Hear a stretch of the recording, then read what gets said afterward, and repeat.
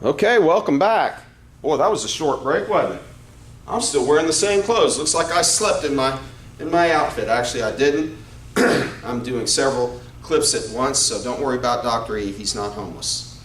All right, so let's move on with other types of investment plans, and let's look at education savings plans. Maybe your parents set a plan up for you when you were born, or when your mom got pregnant. Mom and dad sat down and said, what can we do to start saving for Junior so that we can send Junior? We don't want to send Junior to some state school where he will get himself or herself into lots of trouble. Let's send him to a great university, Harding University, and we're going to have to save a little money to do that. What's the best way for us to do that? Okay, 529 plan. Maybe you have a 529 plan. So there are two types of 529 plans. Okay, the college savings plan where you save money, and then the prepaid tuition plan where you pay prepaid tuition for a university that you want to send your kid. And one thing that prepaid tuition does is you pay the tuition that exists at that time, and then 18 years later, of course, that inflation, college inflation is pretty high, but you get to pay for that tuition in earlier time money, okay? So it's a lot cheaper. Okay, then there's the Coverdell plan. And so two types of 529s and then Coverdell. And I think we go into more detail about these plans. The Coverdell plan is just $2,000 a year that you can put in, but we'll get into more detail. Whereas the 529, you can dump in like between $300,000 and $400,000 up front. But we'll get into more detail about these plans. All three of these plans allow you to invest money set aside for college without paying income taxes on dividends, interest, and without paying capital gains tax on security appreciation. So let me point this out to you, because a lot of people start thinking, oh, I've got to have a 529 or I've got to have a Coverdell. Well, let me say this. The power of these plans, two things. One is it's an account that's set aside specifically for education. So you're looking at it going, okay, I'm going to save $1,000 a month, and I'm going to put $800 a month into my retirement plan, and I'm going to put $200 a month into Junior's education plan. So you have a target, and you know where you're going to send it. But one thing that you don't have is you cannot deduct contributions from income. You can't defer taxes when you make a contribution. So what is the second benefit of these types of plans is that you don't pay taxes on interest, dividends, and capital appreciation. Well, the only way for that really to be helpful for you is to get the power of compounding, and the way you get the power of compounding is through time. So if your kid is 12 years old, don't run out there and set up a 529. It's not worth it. You've got to have at least, I would say, 15 years for compounding to really kick in, okay? So don't feel like, oh, in order for me to save, I've got to put it in this 529 plan. No, you don't. All right, each plan has different rules regarding contributions, and the rules change all the time, investment options, and control over your money. Anytime Congress gives you a break, you're going to lose a little bit of control over your money. Then we have what's called personal trusts. They're set up by attorneys. So individuals go to attorneys, and they set up trusts, and they do that to pass assets and to manage gift and estate taxes, and primarily, gift taxes flow into estate taxes. Don't worry, if mom and dad gift you, you can gift up to $15,000 a year, and actually you can gift up to about $5.5 million over a lifetime, but you don't have to fill out any forms or anything. If I wanted to give my son or daughter $15,000 right now, I could do that and not fill out any forms. But if I go over $15,000, then I have to fill out what's called a gift tax return. Don't have to pay any money, but I have to fill out a return. My accountant needs to know that. Okay, pension plans. Let's learn a little bit about pension plans, and we'll learn more again later in the semester. Pension plans, sometimes called defined benefit plans. Okay, these things used to be really common. Okay, they're set up by private and public sector employers, so government agencies and companies, okay? And these employers are called plan sponsors. They sponsor the retirement plan, okay? And what a pension is a stream of income. You send a check monthly to employees once they retire. The amount of monthly income that is sent to the employee or the retired employee typically is a function of how long the person works for the organization. The longer you work for the organization, the higher your monthly check is going to be.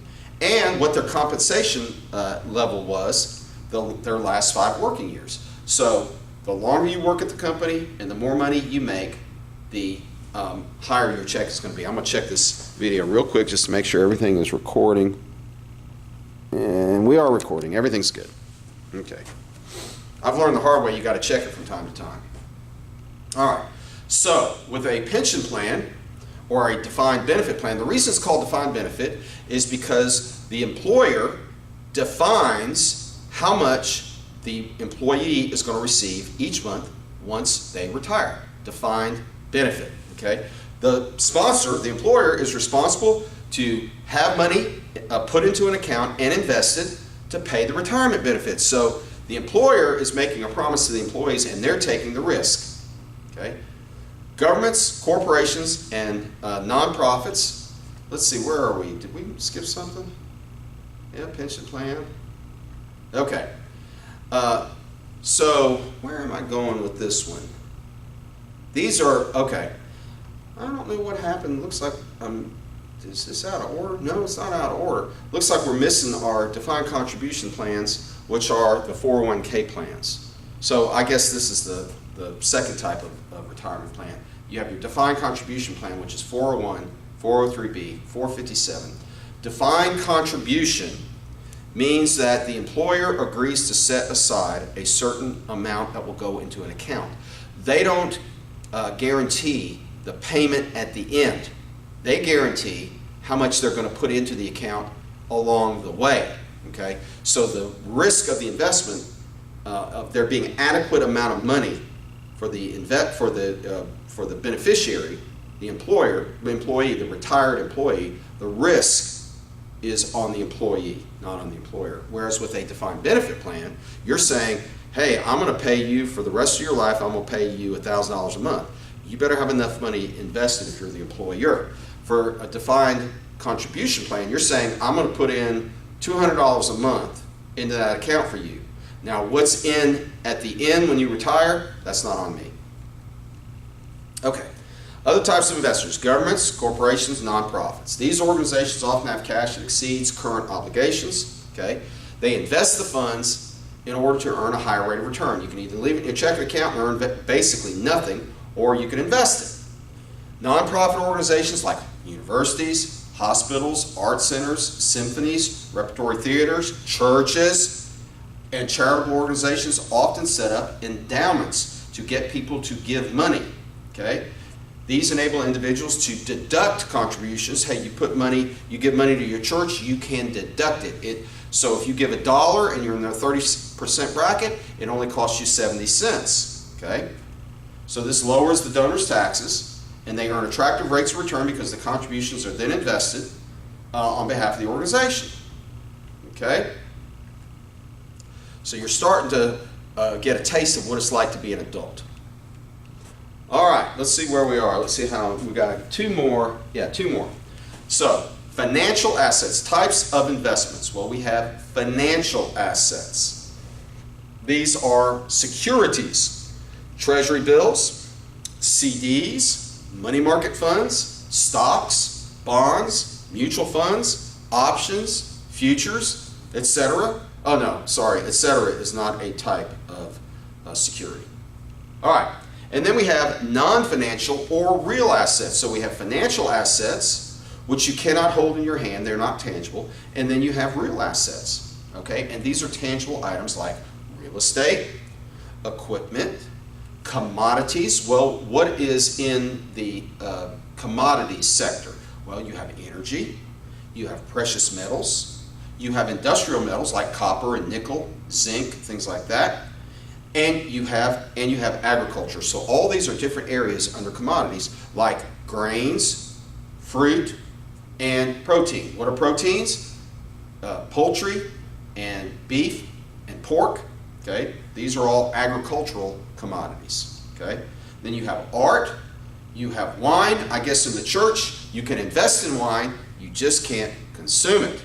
All right, Cars, you can make money in cars. Sports cards, not sports betting, but sports cards. So there are lots of different types of items like this. We call these things collectibles. Okay, the church calls this sinful or lascivious or I don't know, but we call them collectibles in the investment business.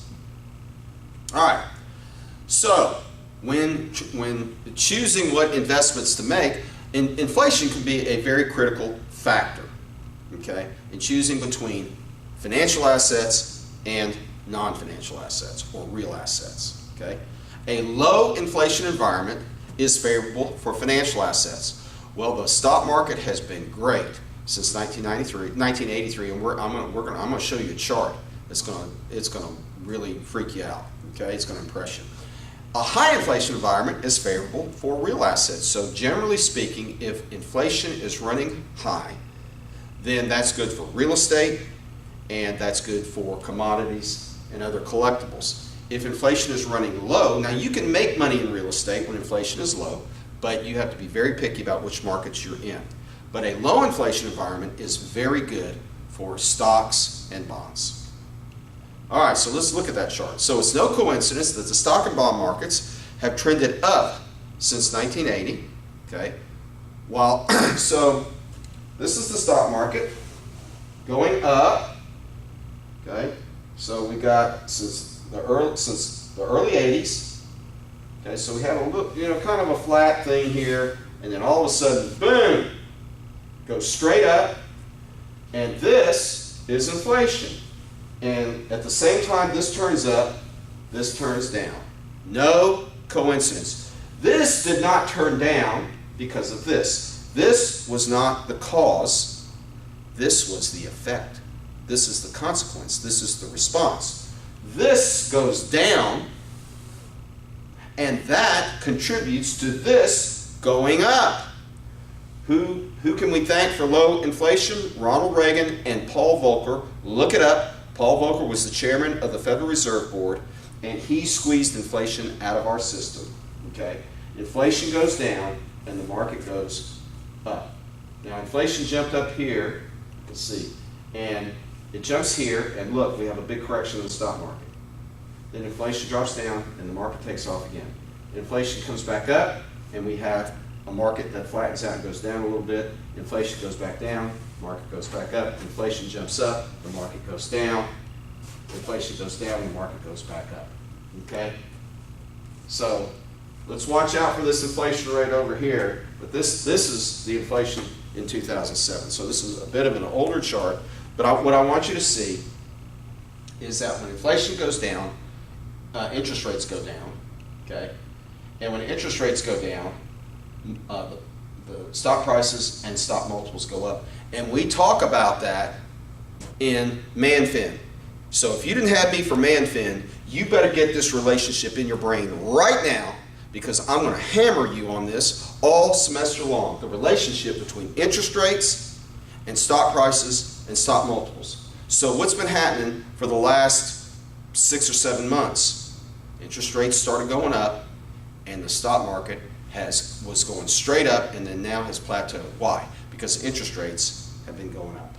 Okay? All right, so I think, yes, that's it for clip number 2. So once again, consult Canvas for your homework. For clip number 2, you'll have 8 or 9 questions for clip number 2. And in class, we're going to go over homework for clips 1, 2, and 3. That's right, I got these funky looking fingers. I'll tell you all about that. But I can put a 3 up here like this and say, we're going to do homework for clips 1, 2, and 3 in class number 1. Until then, I'm going to sign off and then pick back up and do clip number 3, and then I'm going to call it a day. So I'm not going to wear this outfit next time. And that's right, guys. This is an outfit. You know, get used to it. All right. Peace. Shalom.